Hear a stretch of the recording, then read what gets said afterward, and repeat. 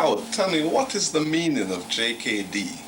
Can you explain to us what it really means? Yes, JKD means the way of the intercepting fist.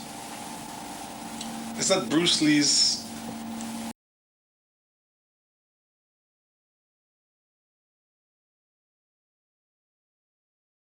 Does it relate to Wing Chun, this JKD? Only in the fact that it has its roots from Wing Chun. Can you repeat that again? Only in the way that it has its beginnings in Wing Chun. Again. Only in the fact that it has its beginnings in Wing Chun. Is this a collection of different martial arts skills that Bruce developed? You could say that it's a combination of anything, all things that would work to you could put together to come up with something that is functional and practical that anyone can learn and can use.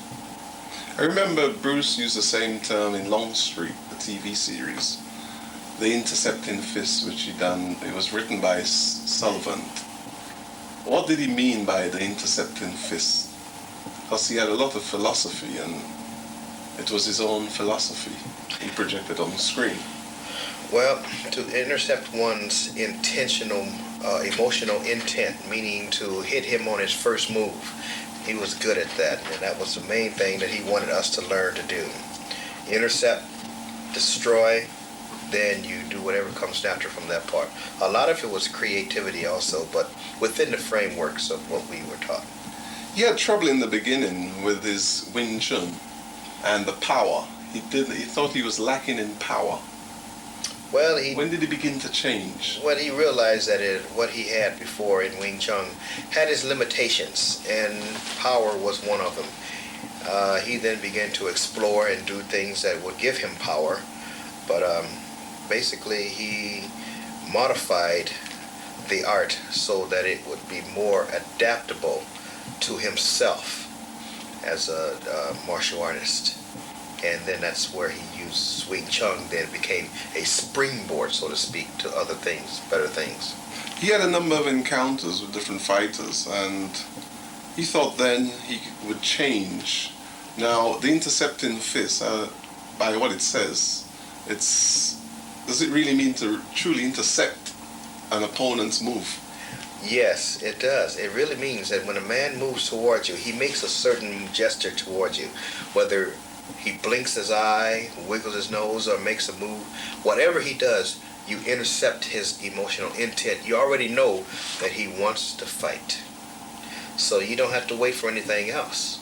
If he makes a move, you do it. Intercept, destroy. Or you can destroy him before he makes his move. Is it true Bruce Lee developed skills without telegraphing his movement? That was one of his fortes, his specialties. Because obviously that gives you the jump on the other guy. Exactly. It's sort of like you can almost read the intent and motive of the other fighter. But being that we are not able to read minds, he had flawless non-telegraphic moves, which allowed him to just intercept your emotional intent to hit.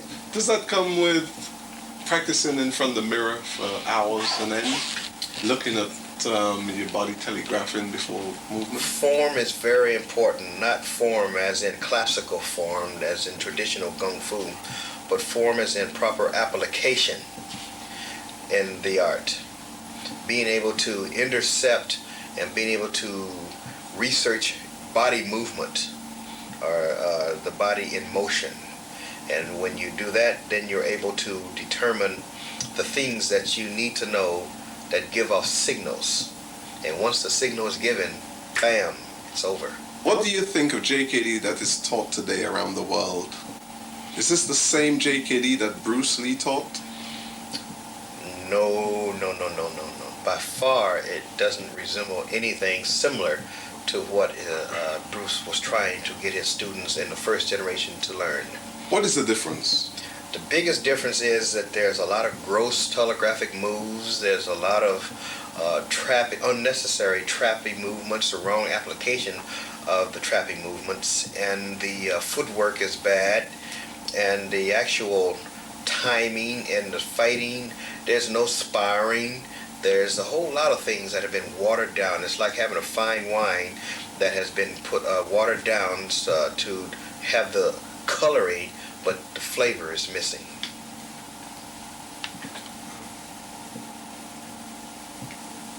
Had Bruce been alive, do you think he would approve of what is taught as JKD in his name? No, by no means. He couldn't approve of this because this is not what he was trying to get across to people today. In those days either. He, in fact, would probably be so disturbed by the whole thing that he would shut everything down.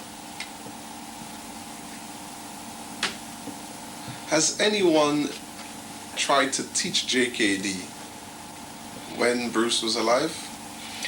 To other students, sort of like to have to open another club in his name or under his banner? No. Why is this? Because he wanted to make sure that things were taught and controlled the way they were supposed to be. So there was only 3 schools known back in those days. One in Seattle, one in Oakland, which I am from, and the other one in Los Angeles, where Danny Anasano and his gang is. What was his attitude to JKD being mixed with other styles? No. He was totally against that. It's sort of like trying to mix water and oil together. You know, you can put it together, shake it up, and it appears to go. But when you set it down, what happens is that it separates. If it sits there long enough, it will separate. So did you used to do any other martial art before you joined up with Bruce's school? No, this is all I know. This is the only thing that I know. Is Jeet Kune Do. Never took any other art. Can you tell me something about the power of JKD? Because we've seen many of his other students, and they seem to be lacking the power that Bruce had, and also the speed. Can you explain why that is? In other arts or in JKD? JKD, within JKD. The first generation JKD. Okay, well, the first generation JKD, we did possess power. We were trained to have power, and we did practice those things which would give us the power. But of course, as time went on, some of us drifted off, and the power then, of course, drifts with you. But then those of us who kept it up, the power remained, and you got stronger and faster. Is there any JKD students from Bruce, the first generation students, that have this power and speed that you talk about? In your opinion? Well, power, there are those of us who were pretty strong back in those days. But as far as now, time has taken its toll on a lot of them. And I would say the only person that may have any kind of power probably now would be Bob Baker. But as far as myself, I'm the only one that was able to, from that generation, to keep it up and to develop it without losing anything. Can you tell me about the principles of JKD? The principles of JKD is to maintain a level of proficiency that will stop your opponent in his first move, intercept him, and destroy him, and utterly make sure that he cannot get up and continue to fly at your throat.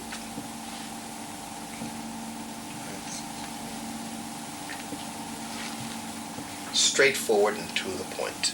That's what it's about. I've noticed there's not many students, there's not many teachers teaching this today, because everyone expected students to turn out like Bruce Lee, and the Bruce Lee, to have Bruce-like skills. Why isn't there any teachers out there teaching the students in that way and developing the student in that way? Because they themselves don't have the skills. How can you teach someone something you don't possess?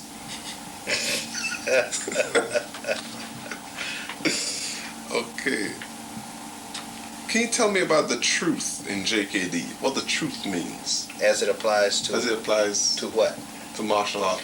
To martial arts? JKD to you. The truth in JKD is that it is fast, powerful, and deceptive. And it will stop you cold. Howard, after all these years, why have you decided to come out now?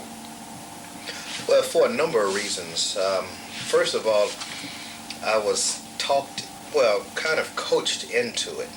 And then I had to rethink about it and find reasons within myself for why I wanted to come out. I was going to go ahead on and just be content to just keep the art to myself, because I wasn't one for looking for lamplight glory or any of this. I knew how to fight. That's their problem if they didn't. I was being sort of selfish about it. But the more I heard of the things and the cancerous disease that was being taught and spread to the public, the more it got to me, and the more angry I became. And sometimes I could just hardly wait to get out there and tell the truth about what real Jeet Kune Do is all about. And the people who were instrumental in helping me make this decision were Bob Baker, Ted Wong, and Jerry Poteet. Well, at what age did you start learning JKD? At the ripe old age of 15. So I take it you was the youngest member in the class? Yeah, not only was I the youngest one, I felt so out of place because I was thrown into the advanced class. And it's sort of like you sink or swim, do or die. James told me, he said, don't worry about it because we're going to be doing the same things over enough times where you will catch on, believe me. And I got the chance to see how natural things were, and it didn't really take that long at all because it was what came natural to me. In your memory, what was the relationship between Bruce Lee and your teacher James Lee? No, I'll rephrase that. In your memory, what was the relationship between James Lee and Bruce Lee? Because they was both your teachers. Yes. Was they both taught you? They both taught me. Well, they were more like brothers and father and son, best friends. Are you saying that Bruce looked to James Lee as a father figure? Yeah, because of the age factor, and a brother because of the closeness, and best friend because they hung out all the time. And he was always up there with Jimmy at his house. Sort of like he wanted to impress upon him his latest development and how much he's developed. And everything that he's shown Jimmy made sure that we got. There was no gap between the teachings. So often would Bruce come by the school? Let's say he was up there almost like every other week, every other weekend, yeah. So, we need to talk about when Bruce came along and said, no more JKD, right? Well, that was at the time that... Wait, I'm going to ask a question. What was he teaching before? He was teaching Intercepting? What was he teaching before? No, he was always... He was teaching JKD? Yeah. But it was Wing Chun before. Wing Chun he was teaching? Yeah, in the Seattle years. Then by the time he came, it was always Jeet Kune Do. It was always Jeet Kune Do, and he changed. He stopped teaching JKD. No, right? he never stopped teaching. Well, he said there's a time where he came in and he said, today we're going to do this, no more JKD. Or June Fun, this is JKD? June Fun, yeah. He was teaching June Fun. Right, he was teaching June Fun, and then all of a sudden he changed and said, all of a sudden, it's JKD, the way of the intercepting fist. He was there that day. Right, and I was there the day that the stances changed from this way to this way. Right. Howard, we have on record that Bruce used to teach June Fun. Can you explain what that is?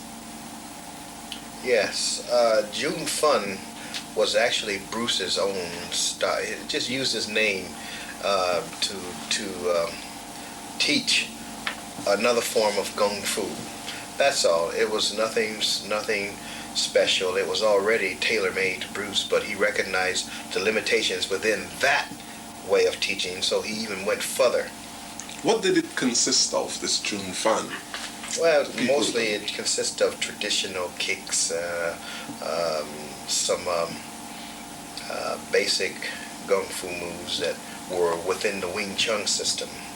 What happened in 1965? Well, in 1965, when I came into the school, he was just in transition. I guess he understood the limitations of what he had and had to take it a step further. And when he did, it changed from this to this.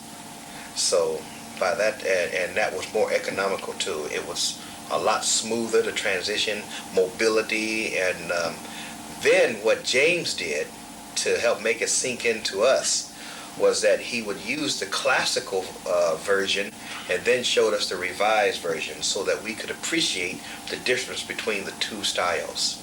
So I take it that he was there the first day that Bruce decided to change from Jun Fan. Yes, Jun Fan. I take it that he was there the first day when Bruce decided to change from Jun Fan, which he'd been teaching for many years, to JKD. Right. Can you tell me what happened that day? Well, James all of a sudden said, well, everybody, we gonna change up now, so listen up. Bruce had made a new development, and we said, what could that be? We looked at each other, and all of a sudden, he showed us this new stance, and we all thought it was boxing, And I remember it was even called kickboxing at first, but it was called Jeet Kune Do, and that's where it had its first roots right there. I remember changing over. Then I began to feel more at home because I knew about the boxing part of it, and there was more mobility in it. And then we still used the trappings and the things that were carried over. There was still some resemblance of the old art, but the speed and the power were much greater than the old stuff. In your training sessions, did you used to fight for real or did you have protective equipment? We didn't use protective equipment back in those days. The only thing that protected us a lot of the times was just a hand held over the face. And we were at the mercy of the other person at all times. Can you tell me what happened when you first meeting with Bruce? It was an awesome experience. It really was. I never forget the time he showed us his sidekick, his newest development called the Burning Step. I was in front of that kick, because I was what Bruce called rugged, which I may explain to you later, I don't know. But I was in front of that kick, and he told me he was going to kick me. And I stood there, and he told me that when I saw it coming, to try to get out of the way. And I did the best I could to get out of the way, and believe me, it was a hopeless situation. By the time the kick had gotten to me, it stopped right on my chest, and I couldn't move back. It was too late to think about anything about moving.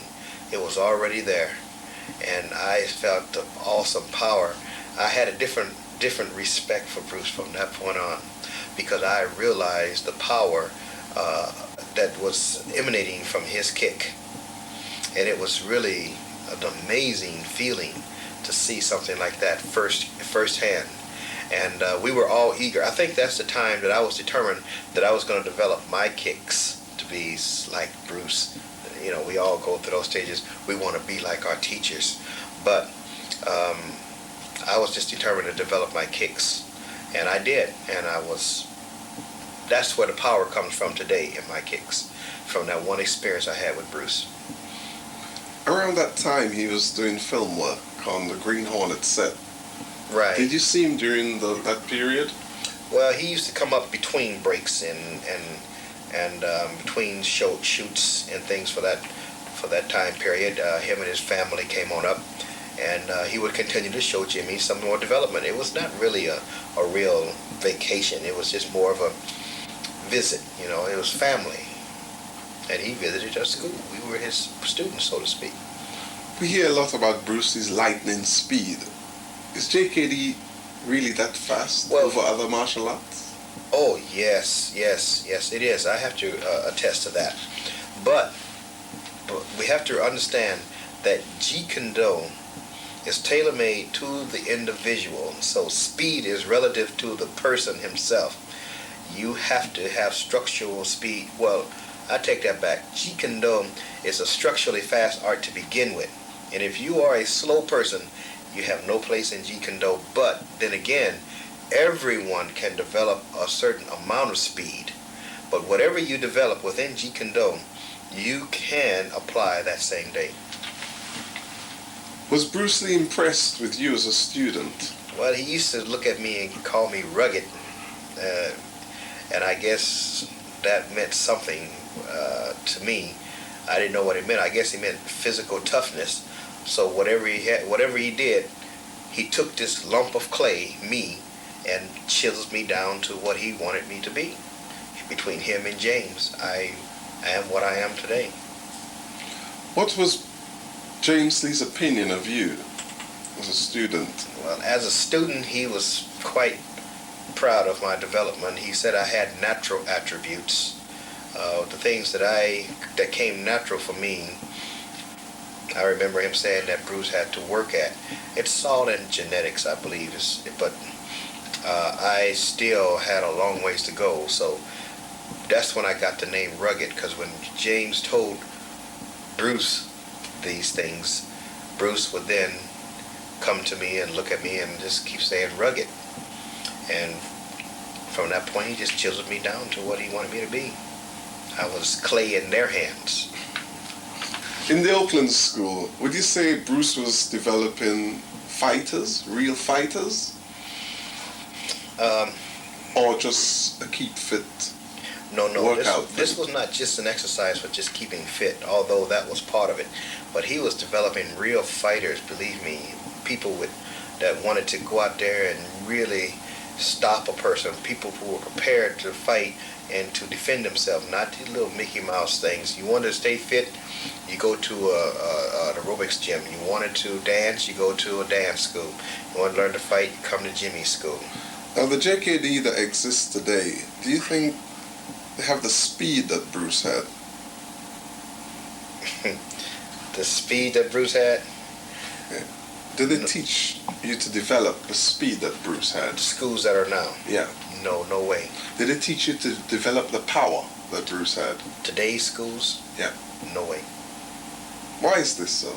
Because they lack the attributes. They lack the tools that it takes to develop such skill. They don't have the skills to hone in on developing, so how can they teach their students? All right, tell me about projection. Projection. What do you mean by projection in JKD? When I say project, I mean to be able to put into you what I want you to feel. It's emotional content or contact. It's what you feel, to bring it out of you, to be able to express yourself through your art, through your hands and your feet. Is a lot of JKD mental? Like in most martial arts, you hear it's 70% mental, 30% physical. Does that apply for JKD also? Well, yeah, but it depends on what you're thinking. You see, it's not so much the meditation or transcendental this or that. It's being able to take what's inside of your heart, what you feel, and be able to apply it and project it through your hands and your feet, through your art, through your martial arts. Just like a painter, there's mechanics in everything that we do, but there's always that time when it becomes so natural. You feel so good about what you're doing that you can just paint it across the canvas, and they don't have to even hear a word you say and know exactly what you mean. It seems a very heavy burden after all these years to take on, the responsibility of Bruce Lee's art, to continue it and develop it further. How do you feel about this, having that burden on your shoulder? Because you yourself has decided to take this on. Well, it's something that must be done or the art will die. The misconception that people have today is so sad when it comes to Jeet Kune Do. It's almost embarrassing to be associated with it the way it stands today. But I am determined that I will set the record straight And those who are willing to learn and truly understand, I'm here to help. Otherwise, those who don't will be cast aside. All right. Are you willing to share your knowledge with other JKD teachers around the world today? I don't mind sharing my knowledge with any martial arts teacher, so long, well, I take that back. I'm very particular about who I share my knowledge with. That's why I never came out. But within our clan of JKD, if the teachers are willing to take time to learn how to truly fight, then yes, I'm willing to help them and lend my time to them so that they can develop their students. Now, in some of Bruce Lee's films, we see him fighting with nunchaku chains and sticks. Was that part of your training program? No, we didn't get into weaponries, because what Jimmy used to say was, how many times are you going to go walking around the street with sticks and knives in your hand? You're going to only have what you have, and you have to learn to use what you have to defend yourself. You're not going to say, hey, wait a minute, I got to go get my stick. I'll be right back now. Don't you move. I'm coming back. No, you're going to have to say, okay, this is the way it is. Pop. It's all over with. And then take the knife from him and then go about your business. So we had to learn everything from our raw material, hands and feet. So is stick fighting JKD? Stick fighting. Is it part of your program, and do you think, Well, I is could it take pure JKD? let's put it to you this way. I can take two sticks and apply JKD with them, and you would swear that it was Kali, because the movements are natural. But all it is just an extension of my hand. Simple as that. Nothing special, nothing to try and learn to do. Just take the sticks and use them. You say, well, how is that possible without any lengthy prior training? Simple. What you do with your hands, you can do with your sticks. Simple as that. All right. All right. Why has there never been any JKD competitions for free fighting? Well, first of all, the reason that we never did have any of those things was that James and Bruce didn't believe in getting out there with the art and putting it in restrictive rules and regulations that govern contact fighters or tournament fighters, because this is strictly a street fighting art where there's no rules that apply. Anything goes. Do or die. Move, you lose attitude. You get disqualified in tournaments with that attitude. Are you confident that you can teach students how to have Bruce-like skills? Because it seems that this is what's lacking with other teachers. Many students go to dojos hoping to get Bruce-like skills and come out disappointed. That's because the teachers don't have Bruce-like skills. You can't blame the student, because they come to a dojo to learn. And if the teacher doesn't have it, once again, your students won't either. And you just keep getting the more watered down version of truth. What is this truth you talk about in relation to JKD? Well, this truth in relation to JKD is that which is eternal, never changing. The fact is, it's always changing. The truth is, in JKD, is that it's always changing. Whereas in other arts, it's stylized and limited and crystallized in this or that approach. And it's an unnatural approach. It is like trying to teach a left-hander how to be right-handed and vice versa. You can't do that. Teach the person how to fight from where they are. Discover the cause of ignorance. That is also part of truth. Before you can teach truth, you must understand where it comes from in relation to yourself. Not Bruce Lee, not James Lee, or any other person, but yourself.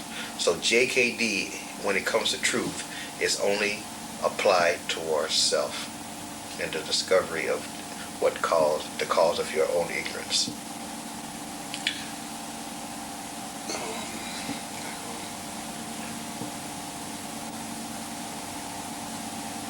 What are the benefits of being a fighter? The benefits of being a fighter, as opposed to being a teacher? as opposed to being a teacher. Or are you both? Well, I'm both, but I like to teach because then that way I can make sure that you are a fighter. Whereas just being a fighter doesn't guarantee you the ability to teach. So therefore, you can't project. You cannot bring out the attributes in another person that would make maximum worth of their own natural abilities. So I'm both. I notice in your character, you're almost as cocky as Bruce was. You know, you're very similar in a way in your attitude towards life. It's confidence. No one can have any more confidence in you than you do in yourself. If you go around with the attitude, that defeatist attitude, that I may not be able to do this, I may not be able to, I can or I can't. To me, the word can't means won't. If you've trained for something long enough and you train in the right way, in the truth, then you have no problems with focusing your confidence when it comes to others and your martial arts. And others can see it in you too. It is not being cocky, it's not being arrogant, it's just being able to understand who you are and being able to live it. Someone asks me my name, I don't have to put my head between my shoulders and think about it. I say Howard, with pride and confidence. You have a nickname now called Flashpoint. Tell me about that. Well, that nickname came to me because of my instant ability to attack and to hit. And then it came that's when you get hit, when I hit you, it's a sudden flash of light and then all of a sudden darkness. You know, it's something that I've acquired. It's one of those names that stick with you. It's not meant to be arrogant or disrespectful, but truth is truth. So you're known as Howard Flashpoint Williams. Yes. Yes, I am. So you talk about this explosiveness. Yeah, is it the same thing as like Bruce was trying to do? From 0 to 100%? Exactly. There's no deviation and no variances between that. What I do when I take off with my punches are as fast from takeoff as it is when it hits the target. Whereas most martial artists, when they hit, they speed up between the different stages and try to, at the end, make contact. But I'm at 110 from my shoulder to contact. No variances in speed. So I get there quicker. It's sort of like, you got to think, got to get there, you got to hit there quick, and you got to get there in a hurry. If you take off slow and develop a top end, you may not get there. But if you take off fast, it's like a dragster. You fly off from the target and you win the race at the end, and you just go right through it. Just tear his head off. Explode through him. You did a demonstration for us over the weekend at the Ibis Hotel where a JKD teacher or instructor held the air shield and you kicked him. Oh.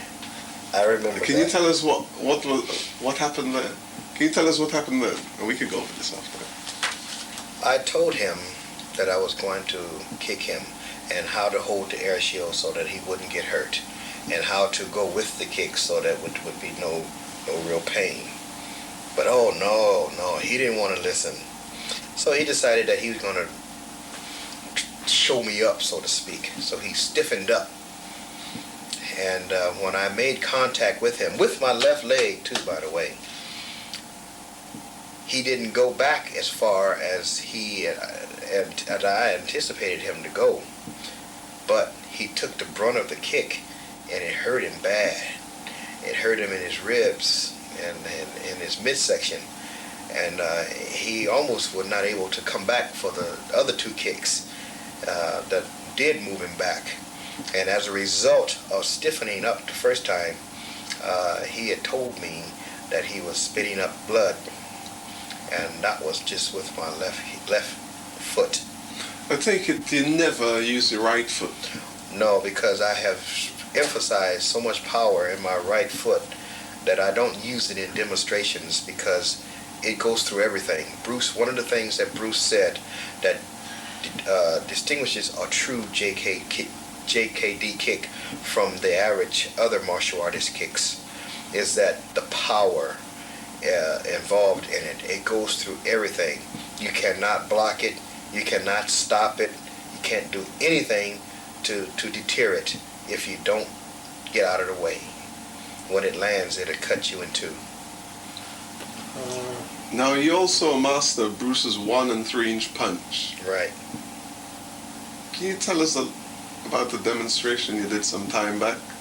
Yes, I remember one of my students and trainers that I used to practice with. I used the 1 inch punch to demonstrate the effectiveness and the power of being up close in a close quarters and not being able to have time to draw back and then hit, but from right where you are, which was what James and Bruce taught us, and to develop on-the-spot power. I remember I told him to pick up a telephone book, and here again is where he messed up. I told him not to brace himself. Oh no, he wanted to show me that it's okay. So he had a telephone book, and he put it up against his tricep, and braced himself. And I told him all I was going to do was just extend my wrist and my elbow and explode from the waist. And he didn't believe anything either. So I concentrated, freed my mind, and as soon as I was ready, I exploded right through him. And he dropped the phone book. He didn't move, and he couldn't breathe either. And what happened, he couldn't inhale, he couldn't exhale. And that was going on for a minute, and I was getting scared. I thought I seriously hurt him, and out of his own desperation for his own self, he was jumping up and down trying to get some air. And I guess Mother Nature had mercy on him, and he took a deep gasp. And he explained to me what had happened to him inside his body. He said he had felt it. I mean, it was like a shock wave from head to foot. And I would hit him on one side, and he felt the punch on the opposite side. And it had scared me to the point I'd never use it again. Or I make sure that they have ample protection. And because I have seen people use the 1 inch punch, and all they do is go back a few inches. No power, no nothing. And I was saying to myself, if they were in a street fight, they would get killed. They would literally beat them to a pulp because they have no way to stop that person who's going to take their life. And they may not get a second chance. That's the one thing that motivates me, because I see so many people getting hurt out there in the streets. And I said, if they only had proper training with what comes natural for them, then they could escape a lot of the troubles that are be facing them in the streets. Now, in the early days, Jesse Glover was Bruce's first instructor. Have you been in contact with Jesse since? Are you good friends? Well, we're not good friends, but we do know each other. We spoke together. He knew my stepfather, and he knew my mother.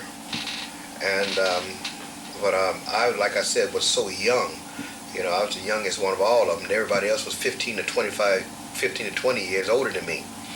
So, you know, I was just coming up on their coattails, so to speak. But as time went on, we come to find out that no matter how Bruce developed, the truth still remained the same. It is power and speed and directness. And the thing that really matters is not so much how strong you are, how quick you are, but who can get there first. will determine the outcome of the encounter. And speed has its place in Jeet Kune Do, believe me. Power, I've seen people who hit with blinding speed, but it's like throwing an egg on a rock. It just crash, nothing. I've seen people that had the strength of a rhino, but it took them 10 years to get there. And then the opponent has already sliced them into ribbons and gone. So you have to have a combination of both to be effective. So take it that Jesse and you arrived at the same truth, the same conclusion, and both being involved in Bruce's life at different times, different period, you still arrived at the same truth. Why do you think that is? Because the principles were the same. It's just the way of applying them was a little different. Principles and truth. You don't change principles. You don't sacrifice principles for cause. Just because you develop a different way of applying your skills don't mean you change your principle, which is speed and power. Hit, hit, hit, and more hit. Tell me, Howard, what is JKD for the people who don't know the terminology? Okay, well, Bruce really didn't want to call it anything, because I tell you why. When you were a young kid or teenager or adult, there's a time in your life that maybe someone picked a fight with you and you had to defend yourself. And that guy was really trying to knock your head off. What did you call it that you used to defend yourself? Think about that for a second. Okay, time's up. Nothing. You can't call it anything. Why? Because it actually was you. So you cannot call you anything but yourself. The expression of you. It is not Jeet Kune Do. So I don't call my art Jeet Kune Do. I call it the way of the intercepting fist. It's actually no name. Can you look at a bottle of orange juice without naming it? Can you look at anything without naming it? Can you look at yourself without naming it? Naming who you are. You're only a human being. Second, you're a martial artist. Third, anything else you want to be. So when it comes to defending yourself in the street, you use that which comes natural to you at the time. So is this really what JKD is? What comes natural? What comes natural, that's all it is. It's not a style. It is not a style. That's why a lot of people don't adhere to it very well, because they're looking for this glorious flower-like expression, and it's not there. It's pop to the point, and it's all over. So the JKD systems that's being taught today, would Bruce have approved of a system being taught? System, no. Because you are teaching organized despair. So you instructors, you better pay attention to what you're doing. The students, you owe it, instructors, you owe it to the students to teach truth. That is, once again, the main reason why I have come out of the background is because I want to make sure that they have at least an intelligent choice to make between that which is being taught and that which is the truth. Then they themselves can decide which one they want. It is not like I'm trying to dominate anything. I have it already. I want to give the people a chance to choose between that which is happening now and that which Bruce wanted them to truly know. Then they can determine what truth is from there. And the reason that I personally am doing it is because of respect above all for Bruce and for his legacy and what he wanted us to know. And according to him, all things exist, first of all, from within. They are now being taught things that are from without, and they don't even understand who they are. How then do you know what you're looking for if you don't first understand who you are? Discover the cause of ignorance within yourself, and the battle is half won. Then you have to be willing to learn, work hard, and apply yourself to obtain the skills that Bruce wanted us to learn. This sounds like some of the philosophy that Bruce was speaking about in Longstreet, the TV series, the way of the intercepting fist. Yes, because in that program, the philosophy that he teaches is truly the philosophy of Jeet Kune Do. It only that series where you find the things that he really wants us to know, and that's just covering a tip of the iceberg. That's not saying you go out and get you some Longstreet tapes and you have the secret formula to success in Jeet Kune Do. No, it isn't. It doesn't mean that. It just gives you an example of some of the things that he talks about and that he lives by in Jeet Kune Do that are not being taught today.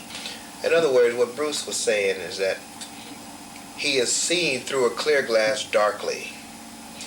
He is beginning to discover the cause of ignorance, but he still is refusing to let go of the old, to learn the new. As he was mentioning, in emptying your cup that you might taste my tea. That's simple, direct philosophy, but it also tells you that in order to understand what I got to offer, you have to first be willing to say, okay, what I have is not functional, and I want to learn that which does apply to me. How can I tailor make the art to fit me, not to be like someone else or to hold on to some style that I've been used to and that's not working, or determined to, better yet, I know some people who say, I'm determined to make what I have work no matter what. I've spent 10 years in this art and I know it works. Well, the graveyard's full of people like that, and it will continue to be so. Now, your right hand, now your fists are like dynamite. Can you tell me what you call your right hand and what you call your left hand? Well, my right hand is to get hit with this right hand. To be seriously hit with this hand is sudden death. I may be smiling, but I'm dead serious. My left hand is 6 months rest. To get hit with this hand can put you away for at least 6 months. To think about what you're doing, maybe to help discover some of the cause of your ignorance, why you picked on me to begin with. The reason why is because when I train the way Bruce wanted us to train is that we develop depth and penetration of the blow. I see a lot of martial artists, when they hit something, they only hit the surface of it. They don't know how to drive through it. They don't know how to take this hand and put it behind the target that they're hitting.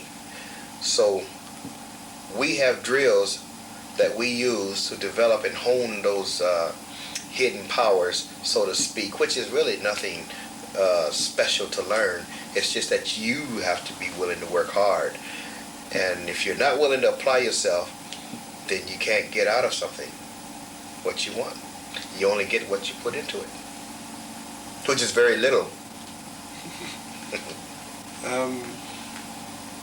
Let's talk about the philosophy of Bruce, what he was teaching, and the philosophy of JKD. Has it died now with Bruce, or has it still continued? You see, that troubles me when you say philosophy. You see, people have to understand, Bruce did not want you to follow him. He wanted you to discover who you are and be your own leader. It is not so much, I want to develop my philosophy so that I can go around talking like Bruce Lee and fighting like Bruce Lee. Some of me want to look like Bruce Lee. No, that's not what he wanted. Although flattery, imitation is the highest form of flattery, but it won't get you anywhere in the street. Make no mistake, he wanted you to be a fighter first. But first of all, you are a human being.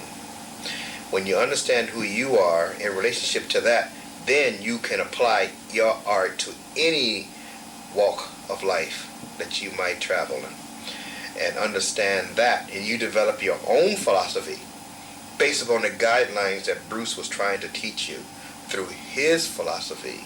He didn't want you to imitate his philosophy. No, you lose the point that way. And it's like what he said in Enter the Dragon, when he pointed his finger to the sky. He said, don't concentrate on the finger or you will miss out on all that heavenly glory. We're concentrating too much on Bruce Lee. No, he didn't want you to concentrate on him. Concentrate on what he was trying to project through his fighting skills, through understanding who you are, so that you then can discover your own heavenly glory. Now, tell me about the story about the Tai Chi fighter in Oakland School. Oh yes, there was this one guy. One Sunday, we was my stepfather and I were on our way to training, and we got about a half block away from Jimmy's house, and we saw this man come reeling out backwards and down the driveway, and we said, "Look at that man! What's happening?" So by the time we got up there, we said, "Jimmy, what happened?" He said, "Did you see that?" I said, "Yeah, we saw him. What happened?" The man was trying to sit back and plot and plan and scheme ways of developing a defense against what we have. And he figured he was pretty good at it. In fact, no, I won't say his name. I'm not going to name drop him. But he was a student of Tai Chi. And he figured that it would work against us. And Jimmy said, "I am so glad you saw that, because Bruce would have never believed it. Not that he didn't doubt the effectiveness of the technique, but that Jimmy actually knocked somebody down in the back down the driveway at his home." It's not hard to conceive, because Jimmy was a strong man, but because of his age, and he was getting up there, Bruce being 20 years younger than him, was more physical than Jimmy. But Jimmy was a great practitioner too, don't get me wrong, and a better to me teacher than Bruce, because he took time and made sure that we learned the technique over and over and over. Those who got tired left and never came back. Those who stayed learned. I was one of those who stayed and learned. Now, Bruce often worked out with Linda. Can you tell me more about... No. Now, Bruce often worked out with Linda. Can you tell me what was the reason behind Bruce first trying out experimental things on his wife, Linda? What was the reason behind this? Well, the main reason was, though, to experiment. It was sort of like she was the closest human to him, and most times was the only one around that he could work on or work with. So he used her to refine the art, experiment, see if the technique worked. Then he would bring it to us. If it didn't get past her, then he didn't. We never saw it. We never saw it. And you know why? Being if it can't get it over on a woman, it ain't gonna work in no street fight either.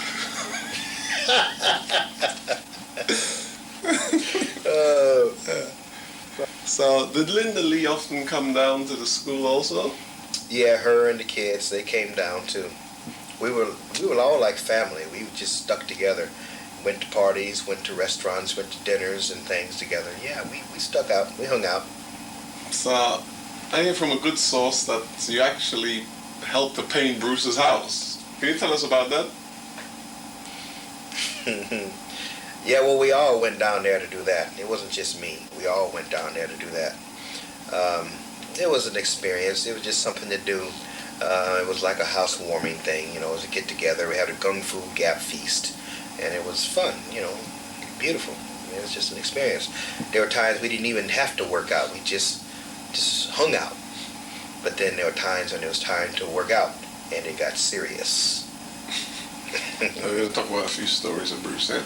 I mean, like, we can remember where you went, any little things, just general. Bruce liked to joke around. He was a very practical joker. He had a quick temper too, but basically it hardly ever surfaced unless he felt he was being shystered out of something, or when he knew a person had the potential for something and they refused to let loose and relax and to go with it, then you could see some of the anger come out. But it was mostly frustration because he wanted so badly to see that person have a decent fighting apparatus within himself and to develop him. And it's just some people were just born with certain abilities, and that was it. Have you ever seen him lose his temper? Well, I've seen him raise his voice. I've seen him take it out on sometimes students, but I've never seen him really get mad and really want to barreler out somebody. No, I've never seen that. I guess that was all done behind the scenes of his movies and things when he had to have that in order to survive, because there's so many different personalities they have to deal with. It is a lot different than teaching somebody martial arts. Oh. I remember sometimes Jimmy used to tell us that some of the things that have happened in his past and about iron palm training and why it was useless as opposed to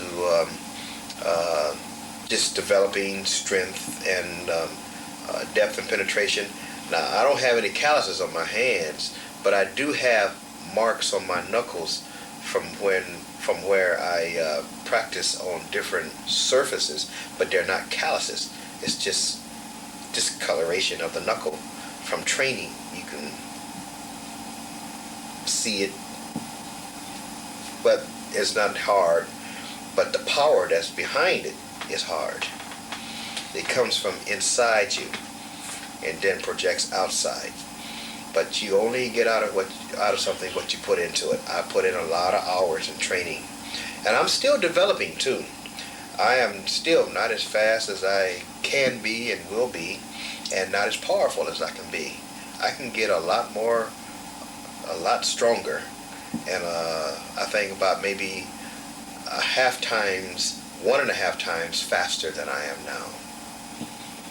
But I hear you're very fast. That's just the flawless telegraphing moves that I have. I don't telegraph my moves. That's it. Did you see that? But that's to me, it's not as fast as I can be. I personally feel that I can develop my speed to the point where it doesn't look like I move at all. And it won't be too long before I get to that point. One person asked me, is all of that speed necessary? And I said, well,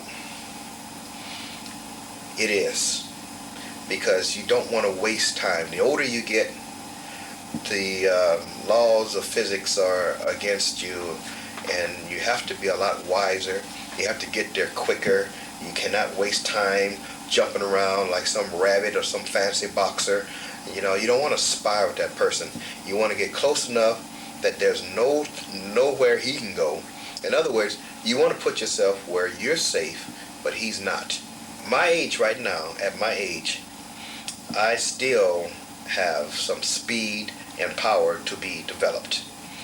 And some people think I'm fast now, but in a few months to a year, they haven't seen nothing yet.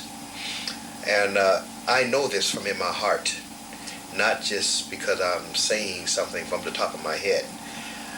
I'm 39 years old. That's irrelevant, but yet it is important to realize that the older you get, you can't waste motion.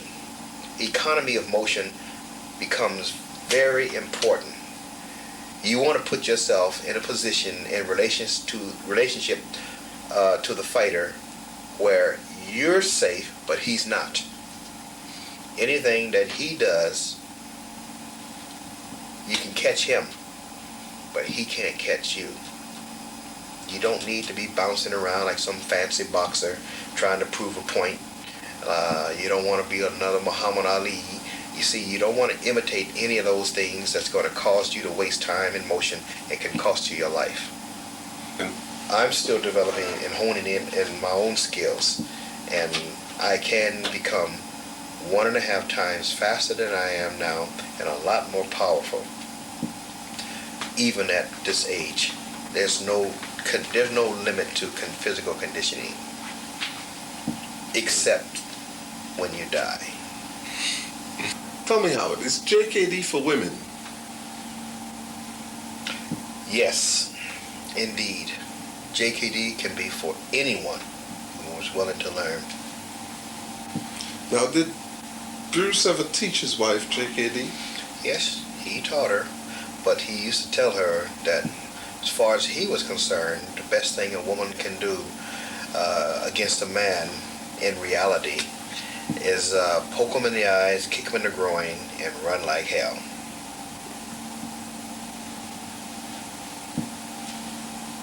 Now, your training program was very heavy. Did Bruce drive his students very hard? James did, that's for sure. Bruce, I'm sure he drove his students hard also, but basically they couldn't keep up with the true paces of Jeet Kune Do. That's why the class fluctuated so much, because they couldn't keep up with the paces of the training. Your side kick is very powerful. Your right kick you never use, hardly ever use, in any demonstration, because of the excessive power you have. Can you tell me about the 300-pound bag Bruce used to have for kicking and training? It wasn't a bag. It was a spring-loaded, heavy car shock type kicking apparatus, and it weighed over 300 pounds. And we had to drill on our side kicks by kicking that thing, and if you had a good one, it would mash all the way down. It was a board, and it would all the way back. If it wasn't a good kick, it would kick you back, and it wouldn't go anywhere. It would make a little noise, but it wouldn't move. So that's how he gauged the side kicks, and he gave us a lot of drills and exercises to develop the kick. Now, what Bruce used to do to this 300-pound piece of equipment? Well, he was able to drive it all the way back at will and rock the foundation, just as I was. The only ones. You and Bruce? Me and Bruce. Now, James Lee often discussed you with Bruce. Do you know what the topic of that discussion was? Well, Greg Lee, his son, often overheard his father and James talking about me, father and Bruce talking about me. No, start again. Yes. Now, James Lee often discussed you with Bruce. Do you know what they talked about? Well, Greg Lee used to mention that he often heard his father and Bruce talking about me and the developing of my skills, and especially my sidekick, being able to rock the same kicking machine that he did, the same way with the same power. And one day I was in Bruce's presence, and he called me rugged, and I got that nickname from him because of my ability and size. So he felt he had something to work with. He could mold me and chisel away at all my non-essentials to make me into what I am today. And between him and James, they did pretty good. Right. How old were you when James Lee acknowledged you as a super fighter? I was 19 or 20. Do you think he was almost as fast as Bruce Lee? Well, according to James, I was unnatural as far as my abilities were concerned, but And I didn't have to work at it as hard as Bruce had to work at it, but I don't compare myself with my Sifu in that manner. He saw what I had, and he took it and developed it into what I have today. I don't like to compare my speed with his speed. I don't like to do those things. It's disrespect. I respect my Sifu. They were my Sifus. And when you work hard at something, it is their pride and joy to see you develop and even surpass them, because that way they can see the fruits of their labor, and it had not been in vain. So had he been alive today, he probably would be very pleased, I would think, and would probably want to do more things with me. So in that respect, I would say my speed in relation to his, who knows where it could have taken me. I'm still not through developing my speed.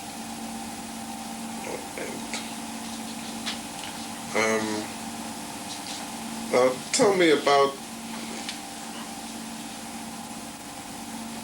in your words what you think a true fighter should be. Yes. In my words, a true fighter should first be physically fit, strong and capable. That's just the outer attributes. But there are some people who don't possess those physical abilities, but they have the heart and they have the true way of thinking. To me, they can be just as good, because every fighter, every human being has something that he can develop to use to defend himself and can increase the skill in. To go along with the fact of what it consists, what a true fighting ability consists of. Now, I personally would say that you can have all the fighting skills that you want. You can be the best fighter in the world. But if street fighting is the only place that you can apply Jeet Kune Do, then to me you've missed 3/4 of its meaning. Because the philosophy behind Jeet Kune Do goes a lot deeper than just fighting. What makes a person good is the way they think. So you think, so you are. How did your James Lee's passing affect you? It was a great shock to me, because I felt like I was lost without a teacher. And Bruce was too far away at the time for me to just run down to him and to become a part of his organization with his club. So it was a great loss to me. But little did I know that I had all I needed to know that would for the rest of my life. And all I needed to do was just continue to develop, because I had the thinking already and the ability. There was nothing else to learn fight-wise except continual applying oneself. Now, what did James Lee die of? James died of what is called today as the black lung. He was a welder by trade, and he took sick, and they didn't have the same protective devices they have today to protect welders from that illness, and he suffered for it.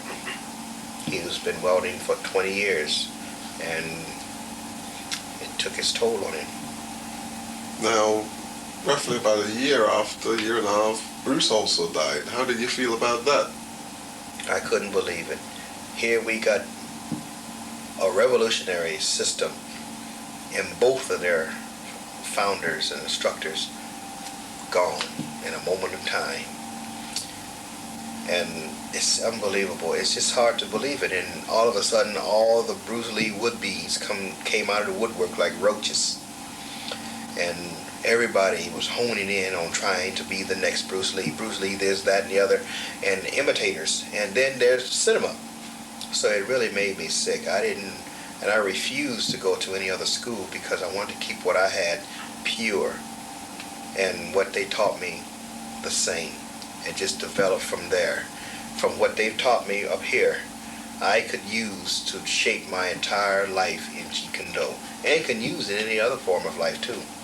Even in riding my car, going to the store, anything. Jeet Kune Do, the philosophy behind it applies to everything. It's a way of life. Do you think there's instructors or students around now living that way of life? There may have been a time when they had the attributes, but they, like anything else, when you don't apply something, you lose it. When you don't use a muscle, you lose its strength. They became Jeet Kune Do atrophies. They just lost the way. They have memories, but that's about it. And your task now is to put them on the right path again. They're on the right. That's my whole goal in coming back from the woodworks, so to speak, is to set the record straight again. Set those who are willing to be set straight and shake those out who aren't willing to be shaped. So, are you willing to discuss this with the existing JKD teachers or clan as they're known? Well, I feel it's time to start a whole new vineyard and get rid of the old and bring in the new. You know, as they say in the Bible, the wheat and the tares grow together. So you have to dig them all up together and sift out those that are no good, and those that are will remain. And from that, we have something to start from again. It's only fair that those who have tried and are truly interested have a fair chance. Right now, they're on the right train, but on the wrong track. And the light that they see at the other end of a tunnel that they think is daylight is only another train. According to Jerry Poteet, Ted Wong, and Bob Baker, out of that first generation group, I am the only one qualified to continue to carry on in that tradition. And it's not that I'm out to challenge anyone. I'm not trying to get any fame or glory. That doesn't interest me. Truth does. And helping those who are willing to learn, that's where I come in. Setting them straight and helping them to discover the cause of their ignorance. And if the instructors that are involved want to learn, then I'm more than happy to teach. Simple as that. Now, Howard, can you tell me what a 1-inch punch is? You heard that Bruce developed a 1 and a 3-inch punch. Will this ever talk to you? Yes, it was taught. And it generates a lot of power. It's the it's actually was meant to demonstrate the effectiveness from the on guard position without having to draw back and come in.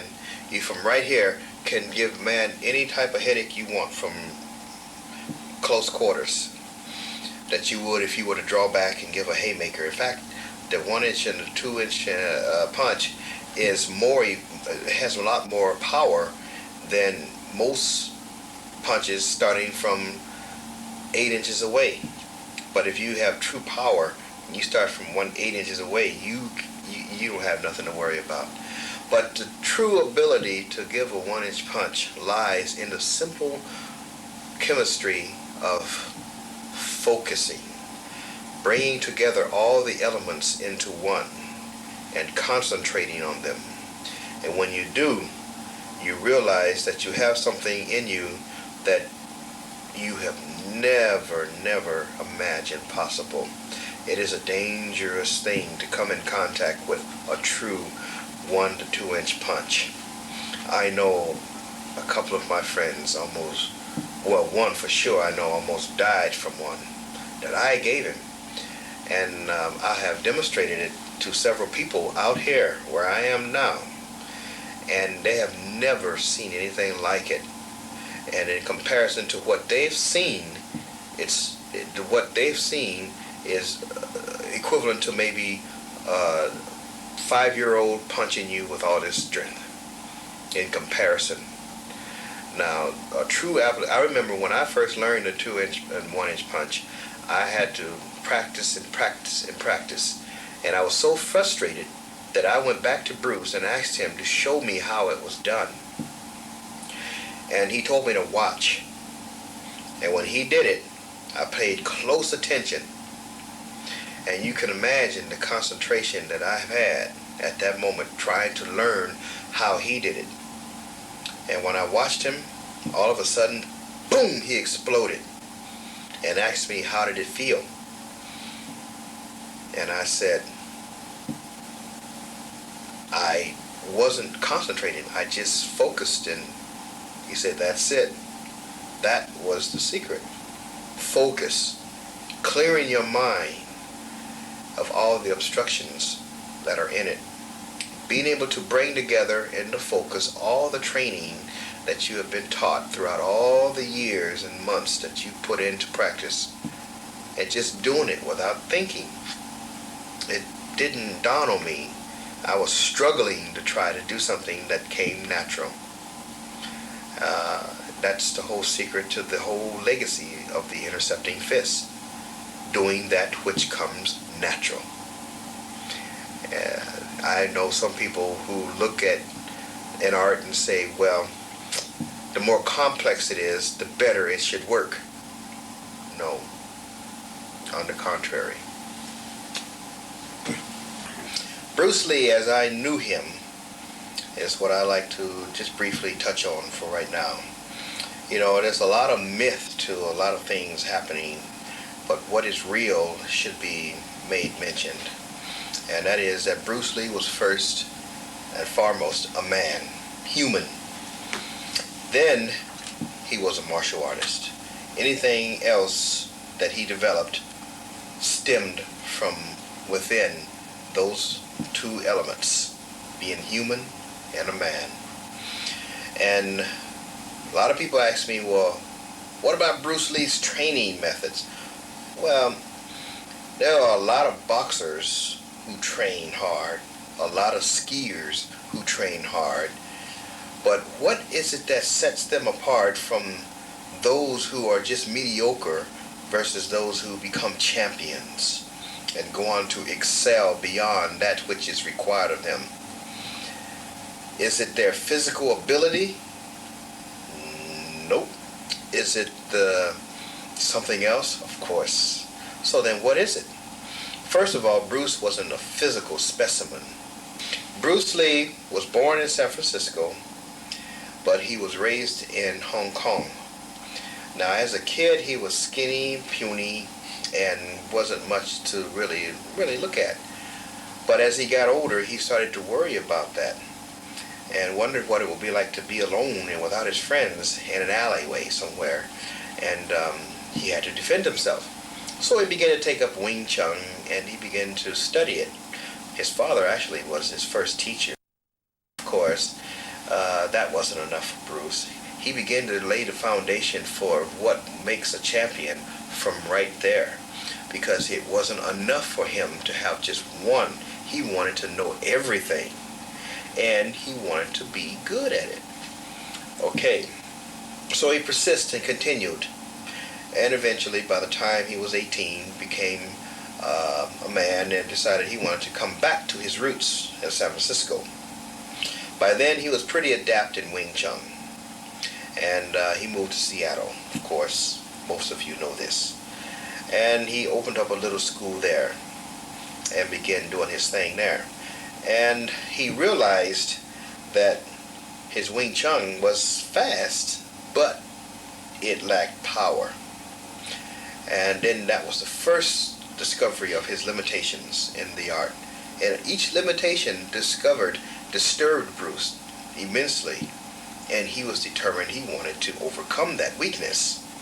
Each weakness.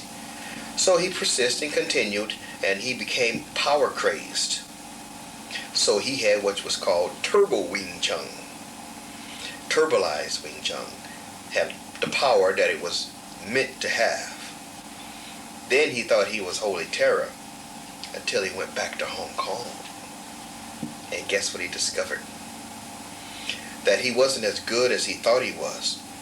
You see, the people that were in his class with Yip Man were also developing and were able to get in on him about as many times as he probably was able to get in on him, if not even more.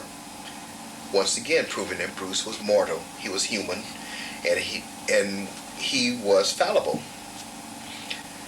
So that disturbed him so bad after developing all that power that he almost gave up martial arts altogether when he came back to Seattle in the United States. He was so distraught that he wanted to quit. But he thought about it, and he began to realize that there's a limitation that he couldn't just live with, and he couldn't just give it up. Then he began to raise a caliber higher and pursue the cause of his ignorance. That's where he began his first step in a 1,000-mile journey, discovering what his weaknesses were and limitations were, and trying to humanly compensate for that as best as possible. Discovering truth is not easy. Once you find out, it hurts. Then being able to override and rise above takes a little more inside here than most people are willing to put out. Just because you're good at skipping rope, punching bags and all that doesn't mean a thing. It's what's inside you is the essence of you. The real you comes out then. Are you willing to do what it takes to become a champion? In Bruce's life, he was. He was determined that he was going to make it work and find out what he can do to make it better. So he began to modify and to cultivate and to read books, everything that there was on fighting, different fighting styles, different everything. What he was doing was the birth of Jeet Kune Do, but he didn't even know that then himself. All he was doing was discovering the cause of his own ignorance. And out of that came the knowledge of what we have today. And it continued to grow. But that wasn't enough for him. He still had the drive to want to be the best, even within his own ranks. He was his best friend and worst enemy. He was in competition with himself, not the people out there in the martial arts world, but with himself. If he wasn't satisfied with the progress he made, then he did not rest until he found out further the cause of that ignorance and continued to develop. It continued to develop. The older he got, the wiser he got, the better he got, and the more determined he was to succeed. Those are the attributes that was in him, and everybody that he taught along the way had those same attributes put into them in the first generation Jeet Kune Do. I was fortunate enough to be there to see a lot of that transition and to be in on a lot of that change and the birth of a new system, a new way of thinking, a new way of fighting. And then the philosophy that followed was truly not to call it anything but an expression of who you are. Find out the cause of ignorance, then you find out who you are. When you find out who you are, then you can apply it to your art. Within the framework and the structure of Jeet Kune Do was laid the philosophy that we live by today in the art. Excellence breeds excellence, success breeds success, failures breed failures. But nothing beats a failure but a try. And no matter what you have, who you are, what system you come from, you can always learn something from Jeet Kune Do and apply it. You see, my job is not to take you and change who you are, but to take what you have and make it better. Help you discover what you have and its weaknesses, and the ignorances that lie behind it, and strengthen them and eliminate all the weaknesses that you have and concentrate only on that which comes natural, whether it be a straight jab, kick, punch, anything. Take it and make it better for you. That is what Bruce drove himself hard to give to us today. The legacy that we have today, and it's not being taught. It is not being passed down properly. So that's again where I come in to help you discover the cause of ignorance. Not to be like Bruce Lee, but to be like you. Be the best you can be. That's what it's all about.